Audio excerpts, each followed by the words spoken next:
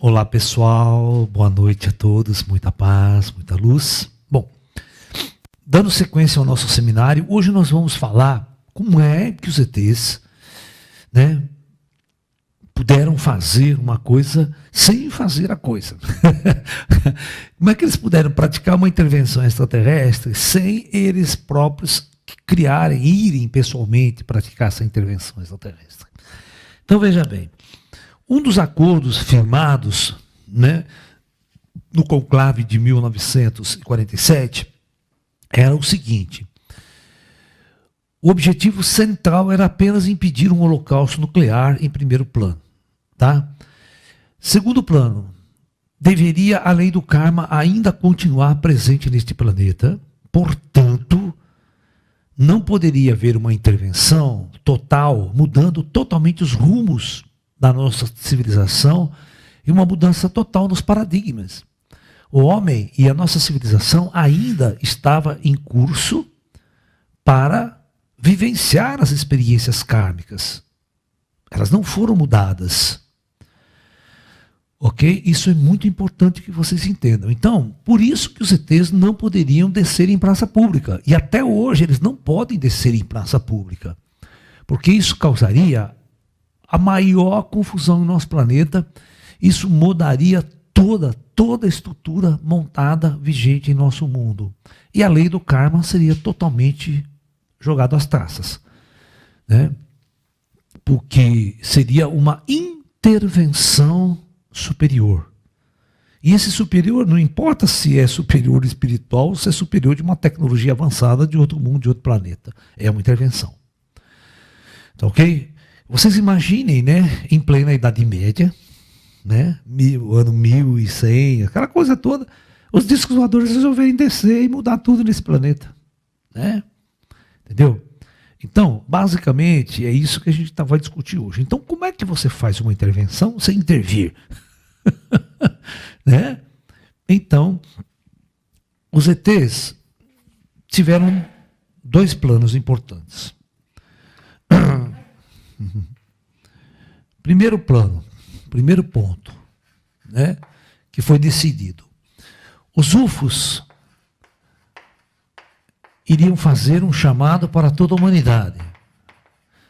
Um chamado, presta bem atenção, avatárico. Entendeu?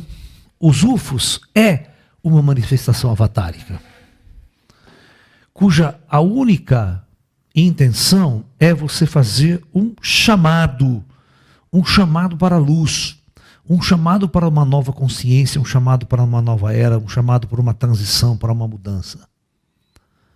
Tá? Os UFOs significava, ou significa até hoje, a sabedoria que vem do alto. Aquilo que vai transformar e pode transformar o mundo e o nosso planeta. Então, se os UFOs vieram para fazer um chamado avatárico, ele tem que ser planetário. Ou seja, ele tem que ser, nos dias de hoje, planetário. O que significa isso? Significa que ele não pode aparecer só para os militares. Ele não pode aparecer só para meia dúzia de pessoas. Ele tem que ser um fenômeno que envolva todo o planeta. Ok? 3, quer dizer. Então, as aparições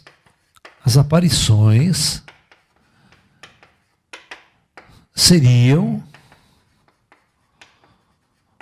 para todo mundo, já vou fazer porque é a diferença, para todo o planeta,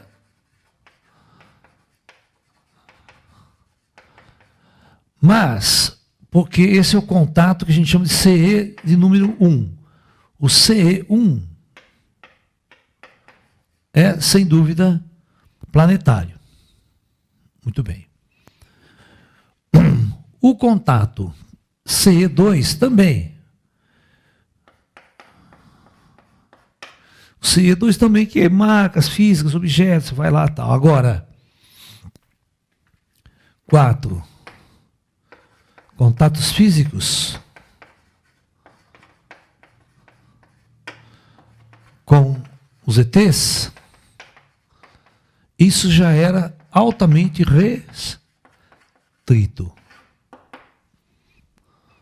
Tá? Então, os contatos físicos, agora, os contatos que nós vamos chamar de CE de terceiro grau e CE, né, de quarto grau,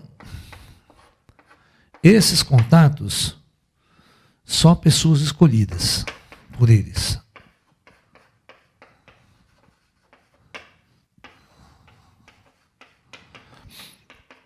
Então, nessas escolhas feitas pelos ETs, não pode ser uma pessoa influente na sociedade, então, sem influência social.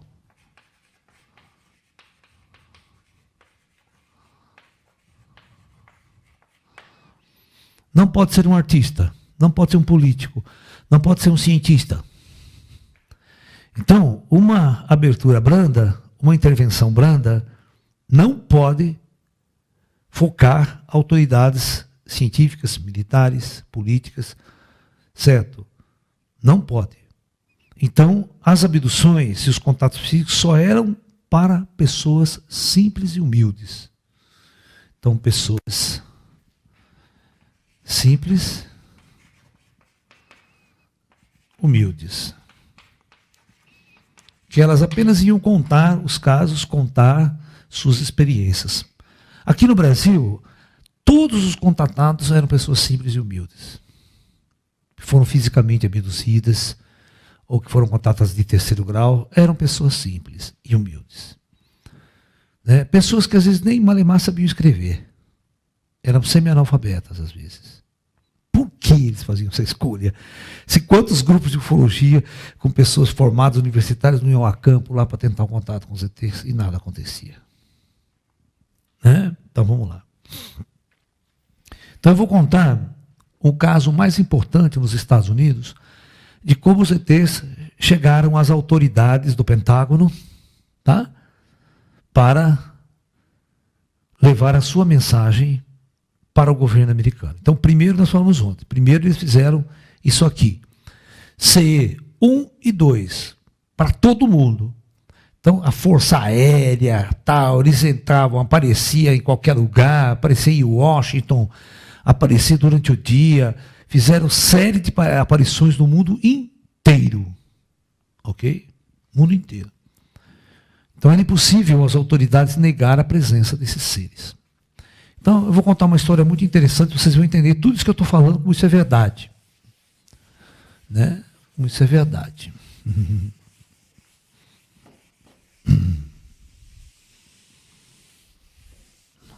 Então, a década de 50 foi o que nós chamamos 50, o início espantoso do fenômeno UFO no mundo.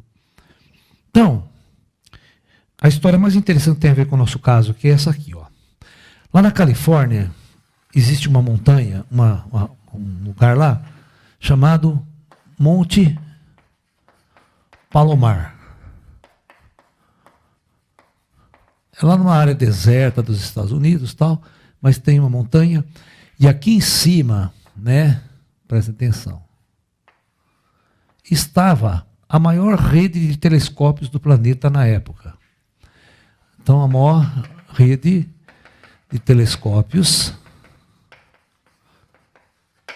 né, com o maior telescópio do mundo, tá, instalado ali, que começou a funcionar logo depois da Segunda Guerra Mundial, porque ele começa a ser fabricado antes da Primeira Guerra Mundial, e tem a primeira que eles param de fabricar, e depois, e aqui, né, então tá as maiores elites, as maiores mentes, ó, mentes astrofísicas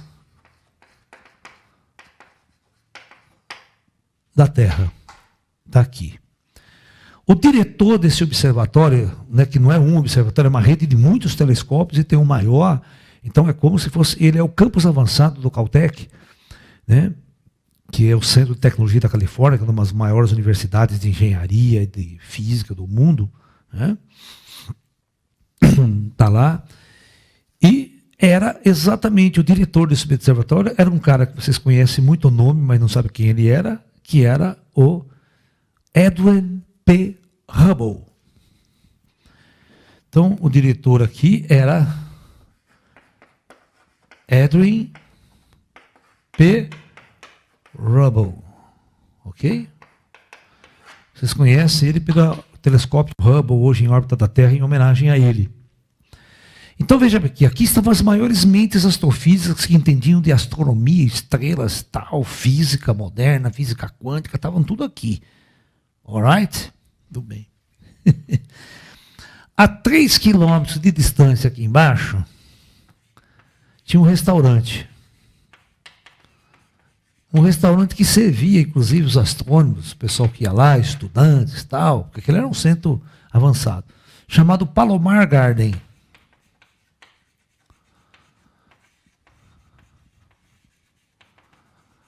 E o dono desse restaurante aqui era um cara chamado George Adamski. Adamski, assim escreve.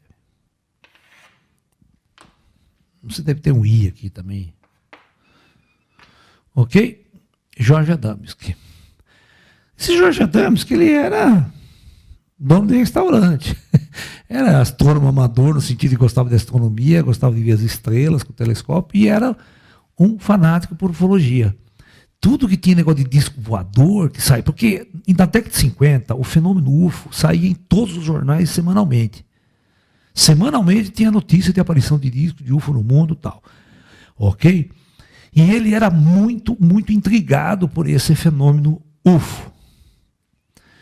E muitas vezes, presta atenção, não é uma vez, muitas vezes, em volta desse observatório, objetos voadores andavam, discos voadores. E quando os astrônomos vinham almoçar aqui, o George Adams, que era amigo deles, falava assim, pô, vocês não viram? Apareceu um monte de disco voador voando aqui ontem, aqui, vocês não viram? Os astrônomos davam aquela risadinha. Vocês estão loucos, onde se viu? Pá? Nenhum astrônomo se colocava na posição de ouvir, de tentar entender o que estava acontecendo na cara deles. Porque esses caras só ficavam olhando por um tubo de vidro galáxias distantes. A cabeça deles estava bilhões de anos-luz da Terra. Eles não estavam aqui na Terra. Não estavam vendo o que estava acontecendo aqui em volta deles, tá ok? Então, aí o que eu quero é que vocês entendam por que eles não foram contatar os cientistas, os astrofísicos mais famosos do mundo. Só pousar o disco voador lá e trocar umas ideias com os caras. Ok? Era simples. No entanto, isso não aconteceu. Esse cara aqui, como ele gostava de astronomia e de disco voador, ele pegava ele e uns amigos e ia no meio do deserto aqui à noite para ficar fazendo vigília ufológica. Pegava o telescopinho dele, montava, olhava as estrelas e ficava lá passando o tempo. Até que um dia, o que aconteceu? Os objetos começaram a circular, Monte Palomar, e ele lá fotografava, tirava foto com a câmera, uma câmera que ele tinha. E um belo dia, ele estava sozinho, o disco voador desceu a 50 metros de distância dele. Tá? Aí desceu um camarada, altura um pouco maior, 1,90 m, com um ser humano, loiro, cabelos longos, roupa prateada. Chegou até ele, How? Ou seja, vida longa e próspera. Claro que não foi assim. Chegou e fez assim. Ele ficou todo entusiasmado com aquela cena, um cara comum, um cara parecido com o humano, bonito, loiro e tal. E se aproximou dele e conversou, segundo ele, né, na língua inglesa, na língua dele, numa boa. Bateram um papo, né, e convidou o George Adams para conhecer a sua nave. Era uma nave pequena, não era uma nave grande, era uma nave de no máximo uns 30 metros aí. Ele entrou dentro dessa nave, tinha mais pessoas lá dentro, e ele foi dar um rolê. passeou, conta muitas histórias, certo? Aí ele volta, ok? E os caras deixam ele. E fala assim, ó, a gente vai se encontrar de novo, viu? Nós temos uma missão muito importante para você. Presta atenção. Aí passa um tempo, alguns meses, olha como é que ele conta assim que ele está na casa dele na cidade, não aqui no restaurante, toca a campainha, ele vai atender, é os dois ETs que estavam dentro da nave, disfarçados de humano, com roupa de humanos. Passa a tarde inteira dentro da casa dele e dá para ele uma missão. Você será o nosso porta-voz junto às autoridades desse país. Você aceita a missão? O cara falou que aceitava. Ele escreve um livro que vai se tornar um best-seller nos Estados Unidos na década de 50, chamado Inside of Spaceship, que significa dentro da espaçonave. Então, nesse livro, ele vai contar todo esse contato que ele teve com os extraterrestres, a viagem que ele fez dentro da nave. Então, ele vai contar toda essa história. Então, o nome dele rapidamente explode na mídia dos Estados Unidos, em todos os jornais, programas de rádio, entrevistas em todo quanto é lado, na Europa. No mundo inteiro, esse livro é publicado e traduzido.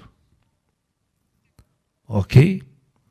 Porém, a missão secreta dele, junto ao governo americano, ele não é revelado tão cedo. Então, os ETs, como ele ficou muito famoso, na década de 50, o pessoal do MIB, o pessoal do governo, ficava de olho no cara, entendeu? Ficava de olho das pessoas que tinham contato com o extraterrestre. Né? Aí o que aconteceu? Um dia os extraterrestres chegaram para ele com uma maleta específica e falaram, ó, isso aqui você vai entregar diretamente nas mãos do presidente desse país. Né? E ele, então, dirige-se ao governo, como ele era muito conhecido por causa do livro dele, e fala assim, ó, eu tenho aqui uma mensagem dos extraterrestres, mas tem que ser entregue diretamente nas mãos do presidente da República. E ele, então, vai, consegue esta audiência e entrega essa maleta para o presidente. E todos os assessores do presidente ali, que nem gavião em cima. E ele vai embora.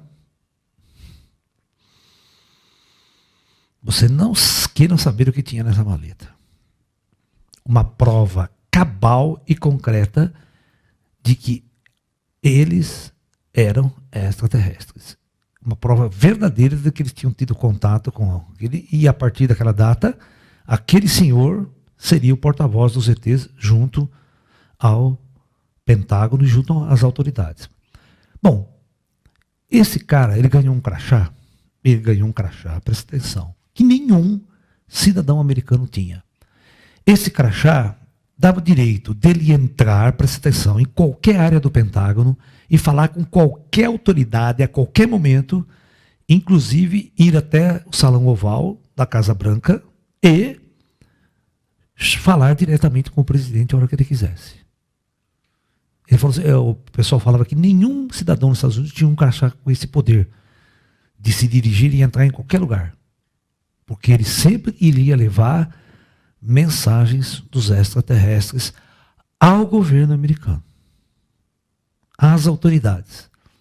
Então eu quero que vocês entendam muito bem. É assim que funcionava o esquema na Rússia, na Inglaterra e em outros países, inclusive junto ao próprio Papa. O Papa não tinha contato direto com os ETs, através de laranjas. Todas as grandes autoridades do nosso planeta só tiveram contato com os extraterrestres através desses laranjas que faziam a ponte. Tá? Muito bem. Então, esses ETs, eles eram tão parecidos conosco que eles se disfarçavam e andavam no meio da gente. Fisicamente, estou falando, andavam fisicamente, disfarçados. Né? Tem uma história muito interessante que aconteceu, né, aqui no Brasil.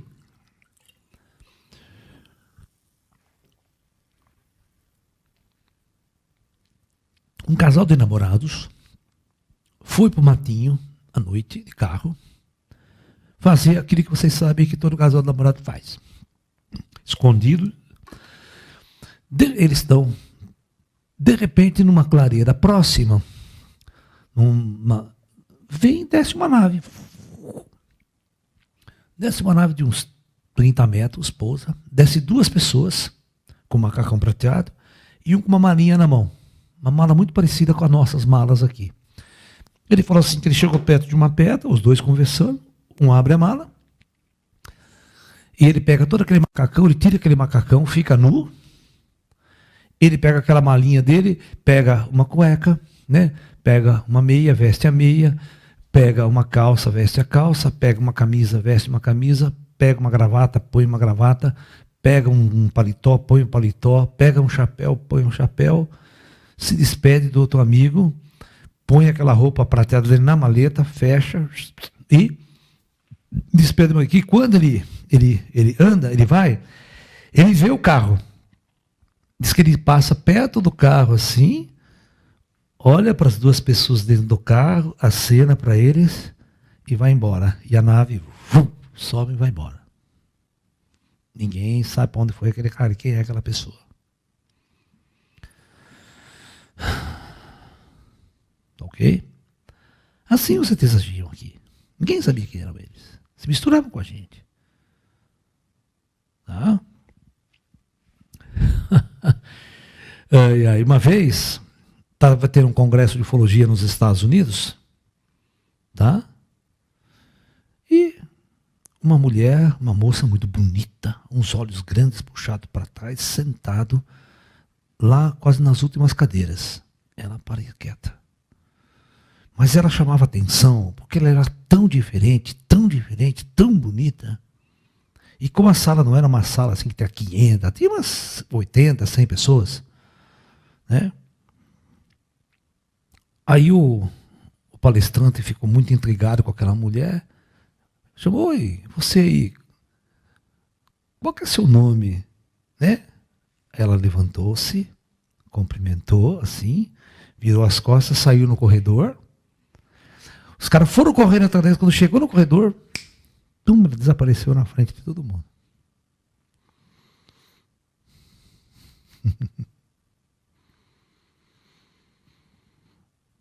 Isso fisicamente. Agora, sem falar espiritualmente, os ETs estão... Né? Você quer ver que eu vou contar uma história minha para vocês vão ver que, como a minha relação com os ETs ela é muito diferente, e a minha relação com os ufólogos, com autoridades militares, tem que ser diferente. Presta atenção. É a diferença de um médium. Vou eu lá para o Congresso Internacional de Ufologia em Brasília, em 1982. As maiores autoridades ufológicas brasileiras e internacionais, inclusive o próprio Alan Hynek, o protagonista desse filme, desse seriado, né, O Livro Azul, Blue Book. Ok? Eu sentado na primeira cadeira, ao lado meu, o capitão do exército aqui de Campinas, que não largava de mim onde eu ia. Gilson, um dos maiores paranormais que eu conheci na vida. A Vivi, a Viviane, que vocês conhecem, junto no congresso em Brasília. Todo mundo discutindo se existe ou se não existe discos voadores, se não existe ETs. O palco, repleto de seres extraterrestres. Grace, 1,5 metro de altura, 2 metros, espíritos humanos, tudo, mas um monte. O palco era muito grande, ele é muito grande, o centro de convenções.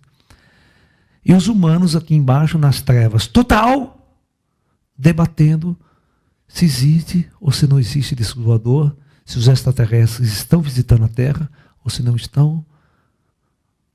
Como é que eu faço? Aí os meus amiguinhos vêm, eles andam pelo corredor da plateia, eles mexem com as pessoas na plateia, chega perto de mim assim, faz assim com o dedinho. Você imagina a cena para mim. Tá?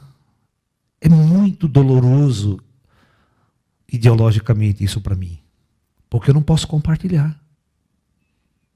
Né? É desse congresso que saiu aquela frase, nós estamos entre vós, que eu conto aquela história que a gente foi para uma vigília ufológica, né? Com o Heineken, o James Hurtak, com todas as autoridades militares que veio de fora para fazer uma vigília ufológica. Ninguém daquela turma sabia que os ETs estavam ali andando entre nós, ali no meio. As pessoas procurando no céu. Professor, você poderia contar essa experiência? As pessoas não sabem? Então deixa eu contar. Não. Então é o seguinte, em 1982, o general Uchoa organizou um congresso internacional de ufologia em Brasília. Era um congresso que começou numa sexta-feira e só foi terminar no sábado da outra semana. Certo? Na verdade, no domingo. Encerrou no domingo da outra semana. Então, nós passamos a semana inteira com conferências, palestras. Eram 3 salões simultâneos, tendo conferências sobre ufologia. 3 salões simultâneos. Tinha cerca de 5.000 pessoas inscritas no congresso. Pra você ter uma ideia. Era muita gente. Conferencistas, tinha mais de 100 conferencistas. Vindo do mundo inteiro. E nesse congresso estava o James Hurtak, que é o responsável em colocar aquele mantra no filme, sabe? Da década de 70, Contatos Imediatos de Terceiro Grau. O Alan Hynek, né? Que escreveu o livro azul, né? Que participa desse seriado que está hoje aí na History, né? O seriado Blue Book, Projeto Blue Book. Ele é o protagonista do Projeto Blue Book, né? E outros internacionais, né, de renome que vocês não conhecem. Bom, muito bem. Até aí lá passou, nesse congresso, eu lembro, passou Ney Mato Grosso, a Rita Lee, um monte de gente foi assistir esse congresso lá. Bom, de repente, e eu fui como conferencista também, eu era físico, tal, já gostava de ufologia, fui lá fazer uma palestra também, né? Eu não tinha expressão nenhuma, eu era um moleque naquela época, certo? 82, eu estava saindo da universidade, eu tinha 26, 27 anos. Né? Bom, aí o James Hurtak, ele reúne os conferencistas e fala para o general, olha, general, arrume um local aqui em Brasília onde a gente possa fazer uma vigília ufológica, mas somente os conferencistas e seus acompanhantes poderão participar. Não é para o grande público, não. Tem mais de 5.000 pessoas lá. E aí, o que o general Uchoa fez? No sábado à noite, a hora que acabou o congresso, lá, que acabou 8 horas da noite, né? Ia continuar no domingo de manhã ainda. Então, ele convidou os conferencistas, quem quisesse ir, que 10 horas da noite, nós íamos partir para uma fazenda ali em Brasília, para fazer uma vigília. E vamos nós. Aí eu lembro que eu levei o Gilson e o Capitão Barbosa nessa vigília. Tá? Olha, o Capitão Barbosa foi junto, porque ele era meu acompanhante, então eu podia levar. E lá vamos nós para o campo, certo? Aí chegou lá, olha, tinha uma roda, tinha mais de 100 pessoas, 100 e tantos, puta grupo grande, né? E ele falou assim, levem máquinas fotográficas, levem filmadoras, porque algo pode acontecer. Bom, então, eles chegou lá, né? Fomos tudo com uma área descampada lá, no campo. Aí ele começa a fazer os rituais dele. Todo mundo dá as mãos, vamos fazer uma respiração em conjunto. Ele falando em inglês, até uma pessoa traduzindo. Tinha tradutora. E fizemos um monte de exercício, cantamos um monte de mantra. Cantamos o mantra do filme Contato Imediato. Né? Nessa história toda. Aí, né? Aí ficou quase 1 hora fazendo reverência, respirações, exercício, cantando mantra, tal, o mantra, que ele é um rabino judeu, né? Então, Kodosh, Tabeot, toda aquela coisa. Bom, aí terminado, ele falou assim, agora vocês peguem suas máquinas fotográficas, que algo pode acontecer. Nós fizemos as invocações, nós fizemos os chamados, e era um céu estrelado maravilhoso que estava, sabe? Céu estrelado maravilhoso. todo mundo com binóculo, todo mundo. Aí, sabe o que aconteceu? Mais ou menos uns 15 minutos de vibração, os ETs apareceram, certo? Apareceram os ETs grandes, apareceram os greyzinhos. Os greyzinhos eram meus amigos, eles vinham tudo conversar comigo. Ele fazia assim, chegava a fazer assim pra gente, e ficava fuçando a turma lá, né? De repente, na hora, isso já 15 minutos de vibração, na hora que ele mandou todo mundo parar, e todo mundo começar a olhar, então todo mundo começou binóculo, começou a olhar para as estrelas, todo mundo olhando para cima, todo mundo olhando para cima. Aí, o Gilson percebeu, e ele me chama, que ele era um vidente, Laércio, olha aqui, olha, veja lá. Os greyzinhos estavam assim, ó, presta atenção, ó. Tudo olhando para cima também. Nós caímos na risada, mas nós caímos numa risada. Como é que nós vamos falar para as pessoas que os ETs estão aqui? E eles estavam olhando para cima também, né? E nós dando risada, nós não sabíamos o que fazer. Aí, um greyzinho, ele foi chegando perto de mim e puxou a minha calça assim, né? Como se puxasse a minha calça. Aí eu olhei, ele falou assim, Laércio, fala para eles que nós não estamos lá no céu. Fala para eles que nós estamos aqui entre vós. Olha a frase, nós estamos entre vós, que é a frase das nossas camisetas de ufologia, se você ver. Eu olhei para ele assim, lembra, 26 anos, ninguém me conhecia, eu era um moleque, no meio de todas aquelas autoridades ufológicas mundiais. Eu olhei para ele assim e falei assim, eu não vou falar não, fala você.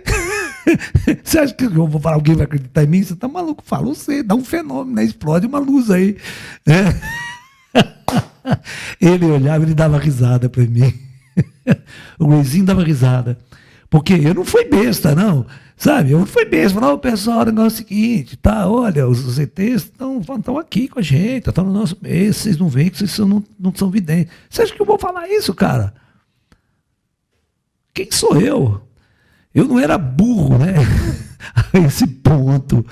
Né? A gente que é meio esotérico, mas bem visto, né? Pelo meio ufológico. Mas nesse caso, os greyzinhos sabiam, ele não ia falar, sabe? Eu ia passar por maluco ali no meio daqueles ufólogos ali, né?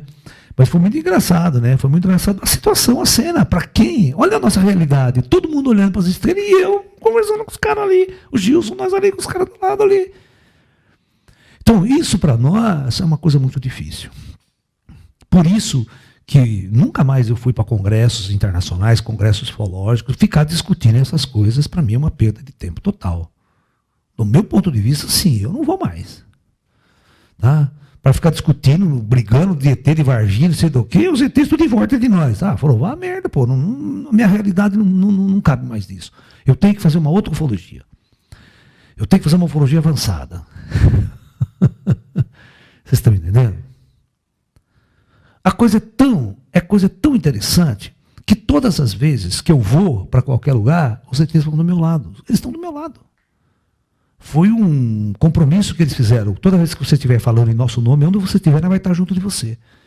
E isso sempre. Tá? Se eu for, vamos supor, se o Exército de Brasília, se a Força me convocar lá para ir para Brasília, para fazer uma palestra, qualquer coisa para ele, eu vou lá, os ETs vão junto.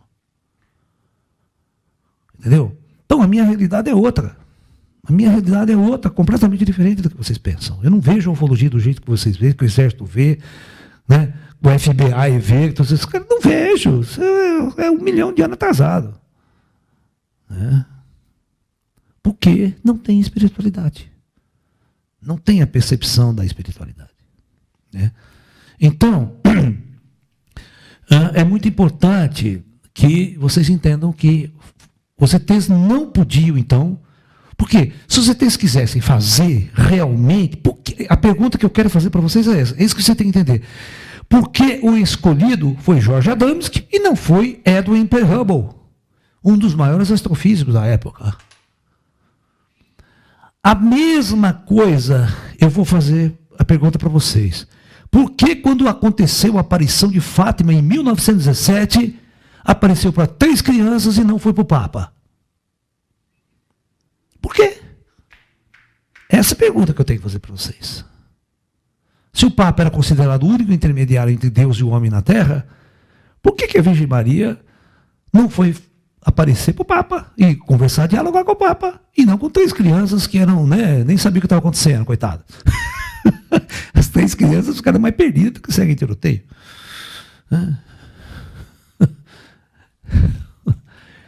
Me respondam, vocês que são grandes estudantes, da ufologia e da espiritualidade. O lugar era o mesmo. Só descer a nave um pouquinho mais para cima. Né? Dar uns rasantes em cima do telescópio lá. Né? Tem perguntas? Não, vamos conversar com o pessoal. Professor, o Jorge tinha uma mente e emoções equilibradas para suportar esse contato e essa missão? Ele pirou? Não, ele não pirou, não. O contato foi material, foi físico, né? Para eles era uma aventura que estava acontecendo ali. Né? Pra você ver, é uma coisa tão engraçada que lendo os livros do Jorge Adams, que o cara não acredita em reencarnação, o cara não acredita em vida após a morte. É uma desgraça.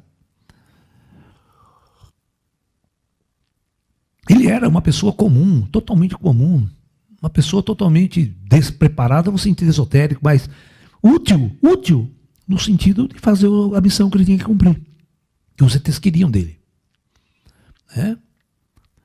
E aquela velha história, por que os ETs também não vieram e apareceram para Chico Xavier aqui? Eles nunca fizeram isso. Nem para Divaldo, nem para o Valdo Vieira. O Valdo Vieira é confessável, eu nunca vi um ET na minha vida.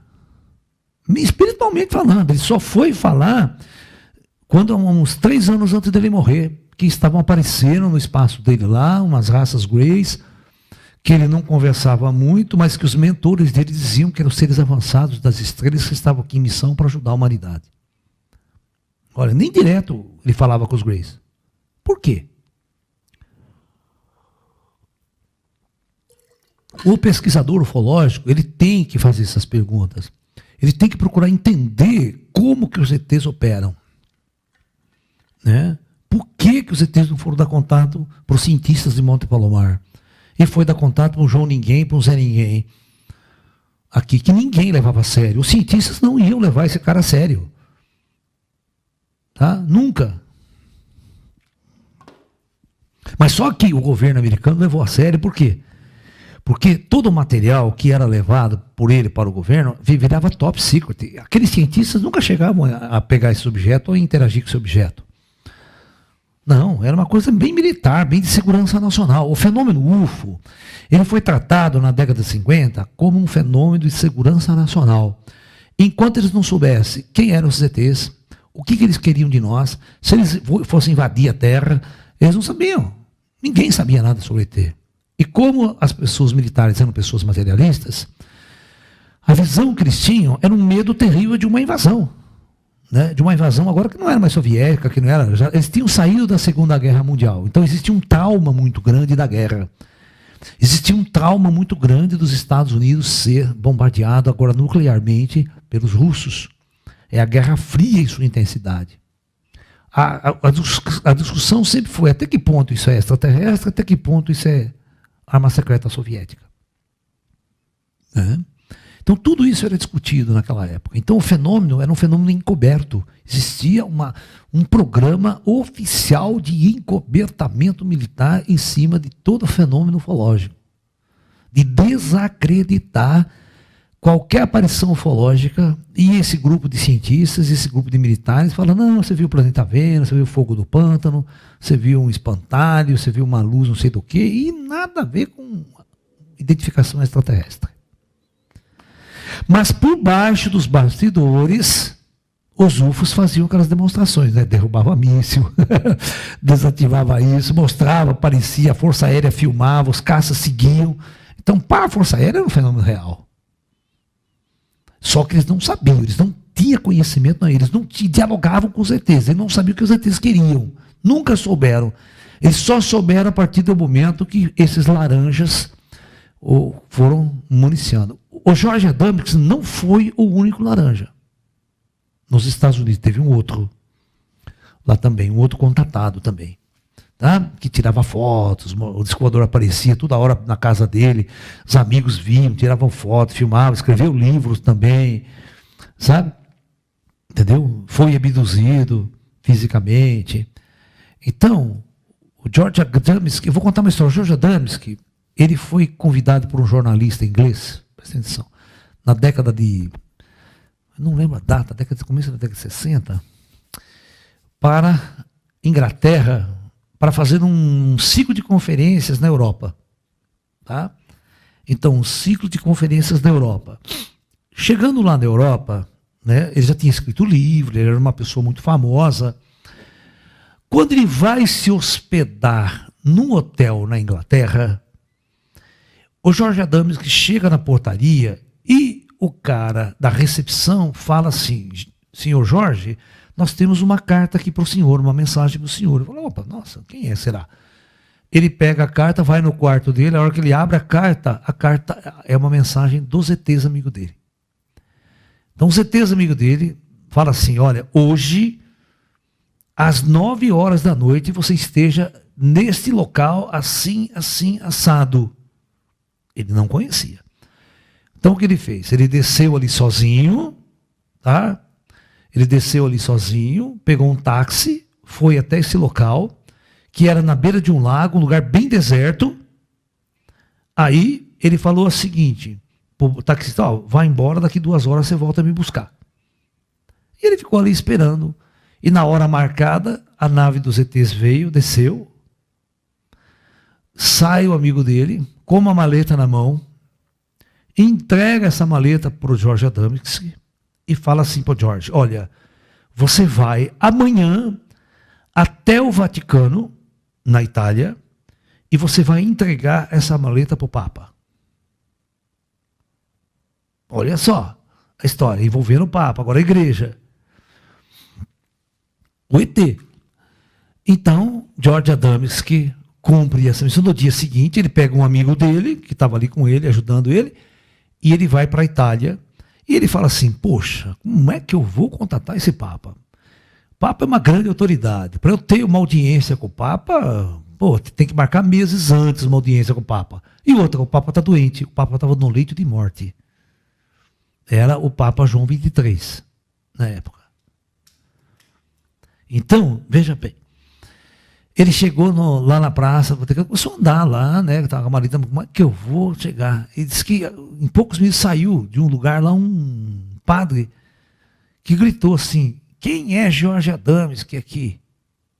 Ele falou: sou eu, então você me acompanhe. Assim, do nada.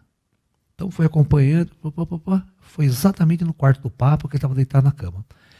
Ele diz assim, ele conta a história, que quando ele entra no quarto do Papa, e o Papa vê ele com a maleta, o Papa levanta na cama assim e fala assim: meu Deus, há anos que eu estou esperando isso. Né? Ele vai e entrega a maleta para o Papa: ó, isso aqui foi essas pessoas assim que pediram que eu entregasse para o senhor. O Papa recebeu a maleta, levantou-se, foi tomar um café com ele, um chá, tal, né?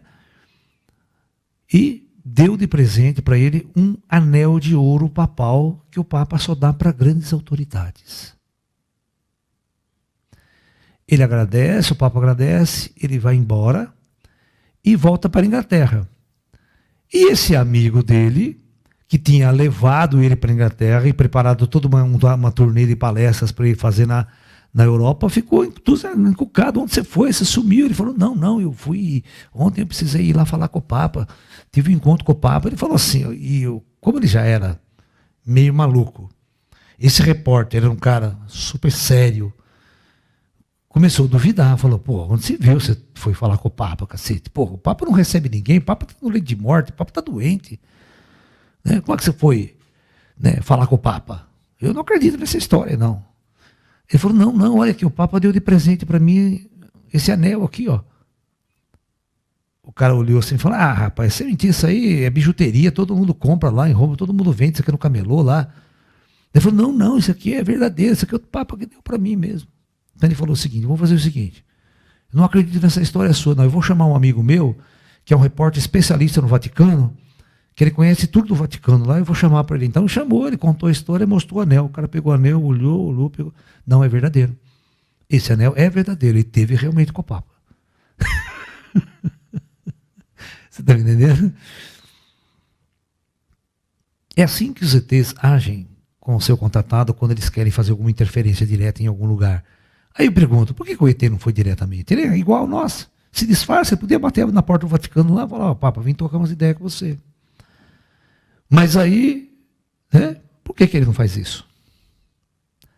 Vou contar uma história para vocês. Tem um cidadão paulistano, na década de 50 também, bem nessa época também, nessas épocas. Um cidadão, ele foi fazer uma viagem aqui para o sul de Minas. Ele morava na Praça da República em São Paulo, hein? Central lá em São Paulo, quem conhece a Praça da República? Morava ali no apartamento. De repente, o carro dele morre o motor, não pega numa estrada de terra, de repente vem um disco voador, desce. Desce 2 cidadãos, também, mesmo esquema. Boa tarde, o senhor tá bom? Então, eu sou o comandante, né, da nave e tal, aqui, vem de outro planeta tal, puta papo. Ficou mais de 1 hora conversando com o cara ali na estrada. E a nave pousada lá embaixo no pasto. O cara falou assim, dá o seu endereço, que qualquer hora eu vou lá visitar você em São Paulo tal. O cara, quando errado, ele falou pro cara o endereço, né?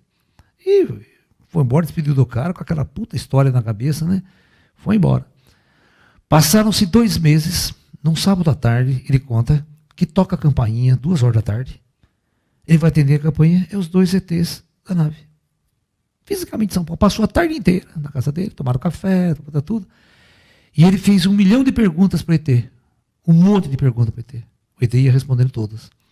Aí disso, ele escreveu um livro sobre essa história, sobre esse contato com o ET. Esse autor, né, ele morreu, não faz muito tempo que ele morreu, inclusive. Ele usou um pseudônimo, para não usar o nome dele próprio, ele tinha vergonha, tinha medo do que ia acontecer. Dino Claspedon. Vocês podem procurar na internet esse livro dele. Tem. Dino Claspedon. E ouve a história dele. Tá? Aqui no Brasil. Tá?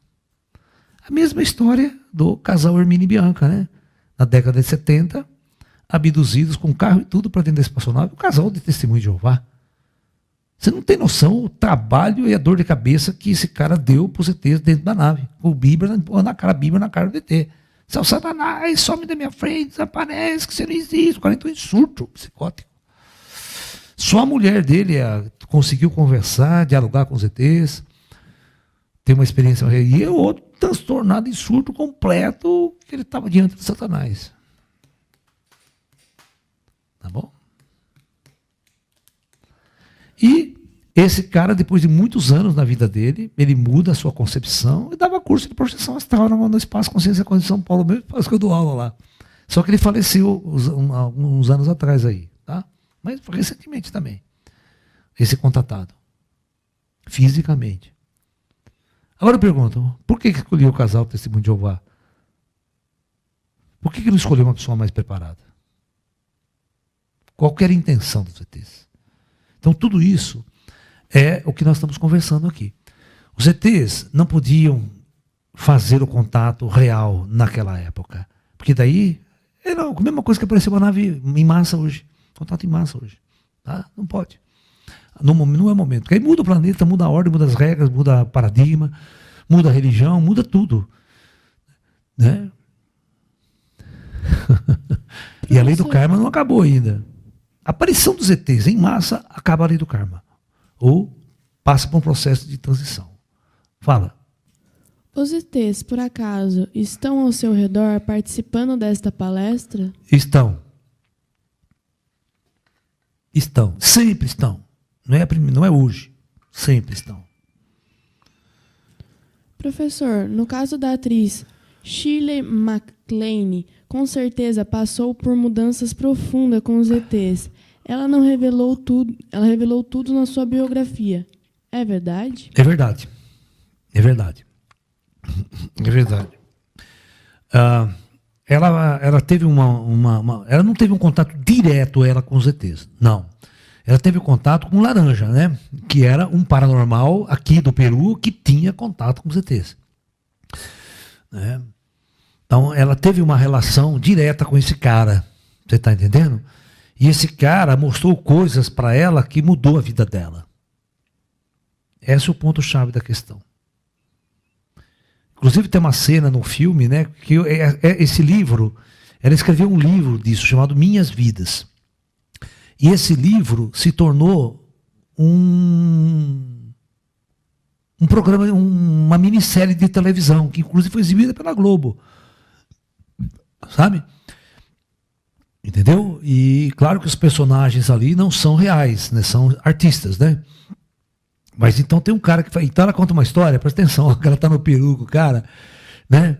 E eles estão numa montanha, num lado, e eles começam com o carro, eles começam a descer aquelas ruas, né, de terra, tudo tortuosa, e começa a chover. Mas chover, uma tempestade, e lá tem uns abismos, aquelas puta, não é horrível, né, que eles estão nas montanhas. E diz, conta a história que ele tá assim, 60, 70, 80 km por hora, ele larga da direção. Larga a direção e fica conversando com ela, que o carro faz toda a curva sozinho, desce, e ela louca, desesperada. Ele, calma, deixa que os ETs dirigem esse carro para nós. E assim... Ela conta essa cena e põe essa cena no filme. Quem faz algo semelhante aqui no Brasil foi o Thomas Green Morton. Thomas Green Morton fazia isso. O Thomas Green Morton, no primeiro Rock in Rio que teve, cuja Rita Lee participou, fazendo abertura e tal, e a Rita Lee era assim, adorava ir lá no Thomas, né? E convidou o Thomas para ir assistir o Rock in Rio, com a família dele, né? Com a mulher e os filhos do Thomas. E o Thomas foi. Certo? Ficou lá no camarote. Então, assim, quando acabou o show, no dia seguinte, eles estavam voltando. Né? E um rapaz de São Paulo pediu carona. Né? Lá no Rock in Rio, você vai para São Paulo me dar uma carona. Né? Ele falou, não, entra aí, tem lugar, vamos. E era uma veraneio, parece que era uma veraneio grande, né? E ele na Dutra, 100, 120, 130, 140, 150, 160 por hora, larga da direção e fica conversando com as crianças, brincando com as crianças atrás. E o carro para sozinho, fazia curva, fazia tudo e tal. O cara desesperado lá atrás do banco, ele ia morrer, o moleque. A mulher dele estava acostumada, os filhos também nem ligavam. O cara andava sozinho. Às vezes piloto automático. O caso Val Valente é uma farsa? Valiantor. Nós vamos conversar sobre ele numa palestra especial. Tá? Val Valiantor. Nós vamos discutir desse caso bem intrigante aí da casuística ufológica. Sobre os OSNIs, que significa objetos submarinos não identificados, qual a veracidade das bases no fundo dos oceanos e esses objetos? Então, nós precisamos tomar muito cuidado com a diferença entre intraterrenos e extraterrestres. Então, a Agartha tem sua base central na Antártida. Isso vocês vão ter que compreender. Na Europa, nós temos bases mais nos Himalaias. E em alguns outros lugares, aqui no Brasil, no Planalto Central, nós temos bases intra, certo? Nos Andes, nós temos bases intra. Então, a tecnologia extraterrestre e mesmo a tecnologia intraterrestre, não existe problema das naves navegam no ar e navegam no espaço sideral, navegam debaixo d'água. E com a puta velocidade debaixo d'água, de fazer inveja. Sabe que debaixo d'água é difícil você ter alta velocidade, né? É muita viscosidade da água, muita resistência da água. Os UFOs descem de freio o cacete embaixo d'água. E o mesmo jet que sai no céu, ele entra debaixo d'água, mesmo descoador. Eu lembro que quando esse é o sonho de todo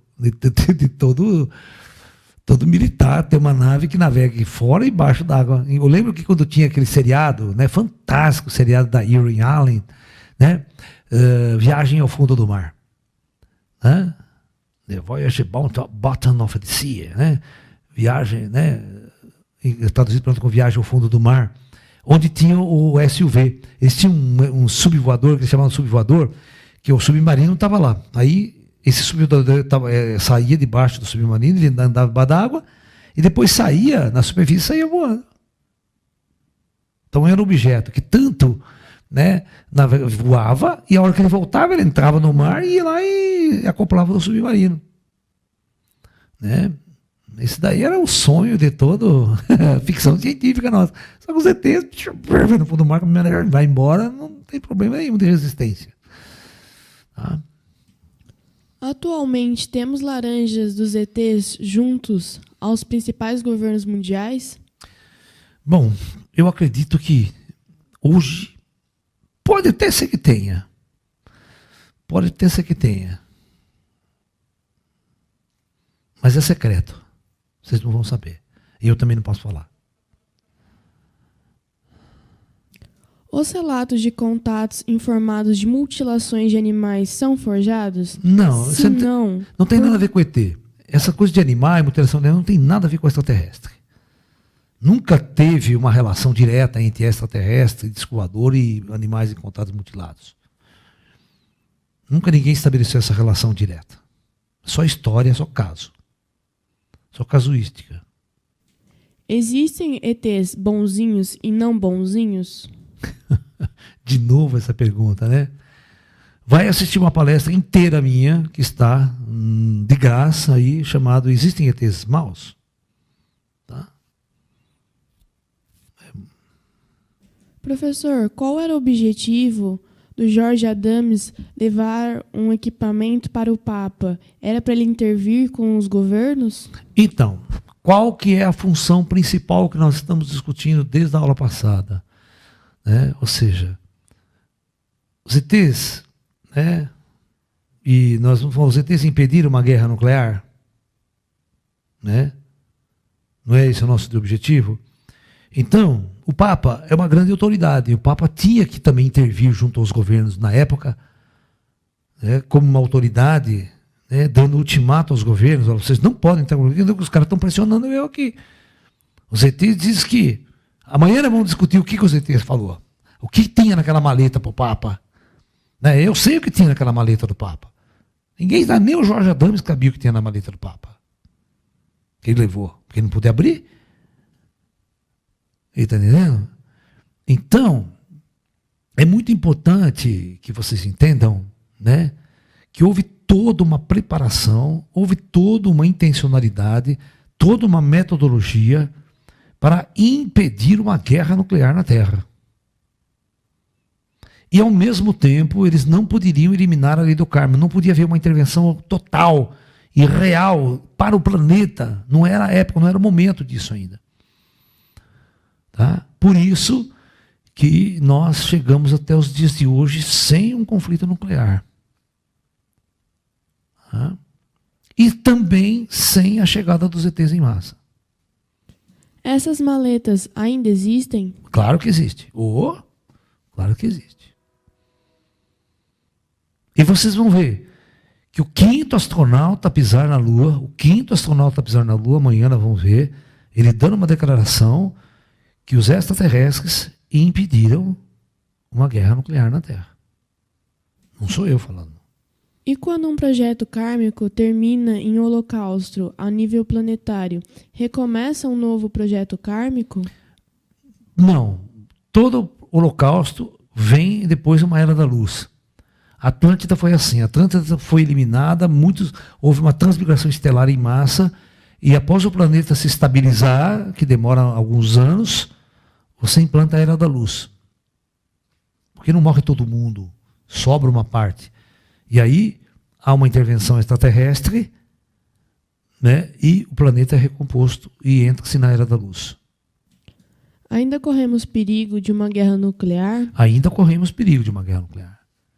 Sempre corremos perigo de uma guerra nuclear. O ultimato foi dado, mas não significa que eu poderia cumprir. Os caras podem não cumprir. Os caras podem, né? E principalmente, o meu medo é o seguinte: o poder maior dos ETs foi na década de 50, 70 e 70. Os comandantes daquela época não são os mesmos de hoje. Quem está no poder hoje não é os caras lá de trás. Será? Como que esses militares modernos encaram essa relação do passado? Né? Será que precisamos intimidar eles de novo? Né? Então pode haver uma nova intervenção?